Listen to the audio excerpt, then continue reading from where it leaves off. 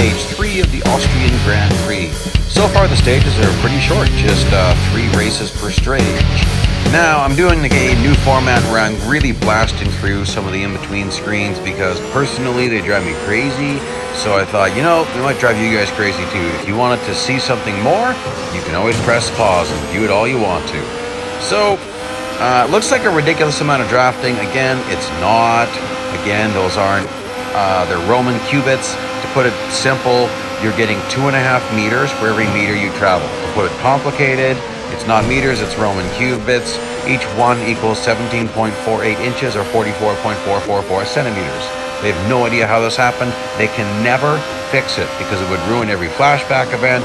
Might even ruin, I don't know why it was ever this way. I think it's always been this way. Could be wrong, but somewhere along the line some glitch happened and that's the way it is. So, oh well. And there we go. I don't think it's ever really caused a problem. There was one race where it was like you pretty well had to draft the entire like four lap race to actually get in all the drafting. I think it was like 20,000 meters of drafting at Daytona Speedway on some NASCAR event. That one was tricky, but still quite possible. So, for the most part, it's pretty easy.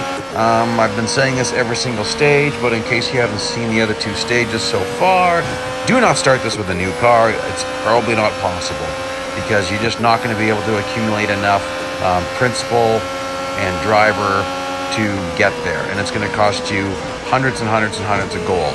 So, gee, at Grand Prix events, the later they are in the season, the more expensive they are. Big pit maneuver. Oh yeah, baby. I don't care that it's illegal. He's just slowing me down.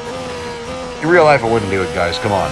But in real life, they wouldn't be driving so stupid, and some of these events wouldn't exist. So, you want to start with the car you've done another Grand Prix with, or 2 if you don't care about the Principal XP. Like, I don't care. I'm not trying to get all the cars.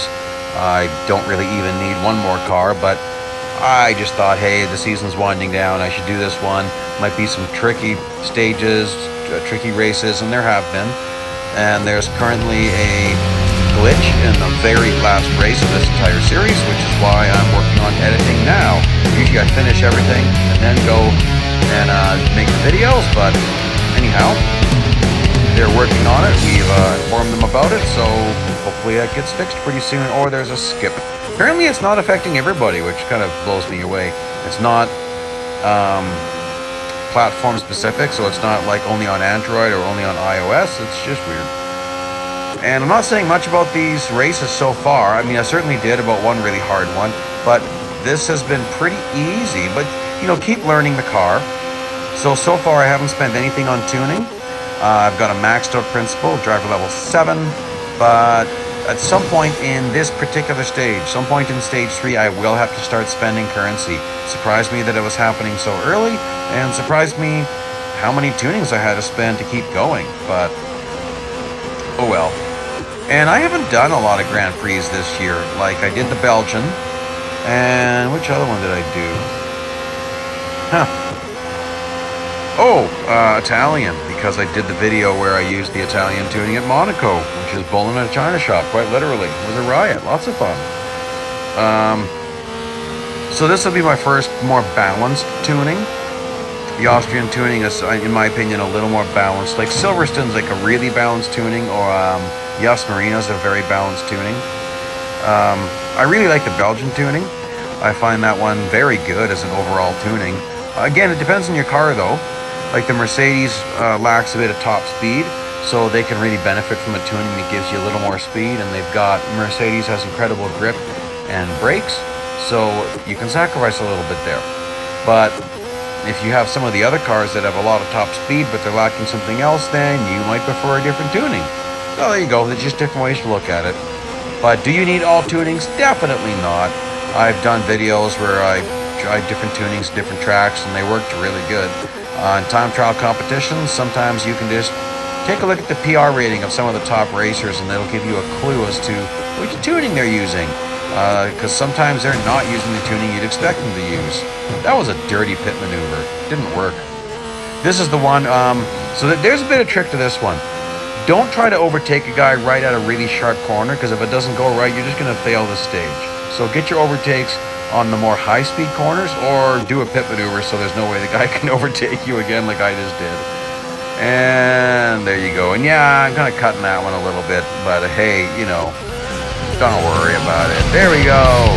There's the figure eight I like to do there. And I'm making sure you can see my earnings along the way. Here I had to start spending currency. Boom, boom, boom. That's where I finished off. 0.2 PR higher than necessary, but that's okay. Definitely going to have to spend more if I'm making me spend at stage 3. I'm going to have to be spending more money and more money. So I forget this one. Oh yes. So we're losing the brakes. They regenerate a little bit, not a lot.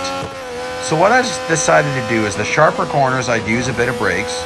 Still get out of the throttle a little bit early, but so coming up here we have a sharp corner. I'll get out of the throttle a little bit early, not much. But then there's a few corners where I won't even use brakes.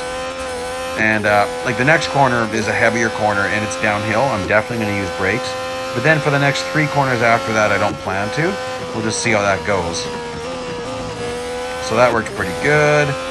And so I can lift off the brakes as soon as I pass the last sign. Sorry, lift off the accelerator. And you know, that worked pretty good.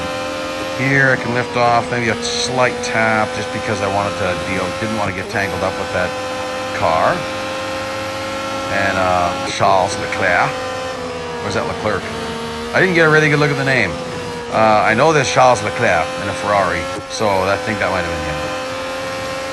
And a little bit of smack to the Red Bull. Give the bull a smack, see if he wants to charge me. Probably not. So then you have to keep on, you got to keep looking at your brake degradation and see, oh great, how much earlier do I need to get on the brakes? And so just monitor that. And I was a little bit nervous about where are all these cars I'm supposed to be lapping. Get under this guy nicely. Oh, that's a fellow Mercedes. I guess that's, yes. It's Valtteri. Okay. So it's 76%. I definitely have to get on a good car length earlier than normal.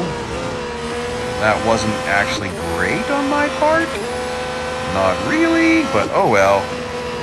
There's my first lapped car. And I got about one and a third lap to go at this point. Probably about that. Maybe it was 1.5 at that point. The back section here is faster than the front section of the Austrian circuit, so there we go. Don't think there'll be much of a problem. Yes, I do like to scrape by and sometimes give a car a little smack. It's kind of funny. Sometimes if you really give a car a smack, they just hammer on the brakes, which I always find funny. The Formula 1 cars don't really do that as much, though, but whatever. Sometimes they just get bored, and it's kind of fun to smack around a Formula 1 car. Ooh, that was kind of bad, but watch out here. Sometimes, if you do that with enough authority, you can smack them out of the way. Sometimes you do that, and you just get the pit maneuver done to yourself. The trick is to start turning away from the car before you have contact. If I was still turning right when that happened, no way I'd spin out. But I was just starting to turn left, and then you can kind of hold your weight. Anyhow, for the most part, I've gotten used to the physics of this game. You know, what's going to make me spin out, what won't. Once in a while, I still get a surprise, but it's usually because I just didn't judge my trajectory properly. The physics of this game, some people really complain about them, but oh gosh, as I lose it, they're consistent. The physics I find consistent. If I do this, that happens. There we go. Not a difficult race. And that's it. That's the end of stage 3. Please like, please subscribe. Here's a playlist link and some other stuff you might find interesting. And join me for some more action satisfaction.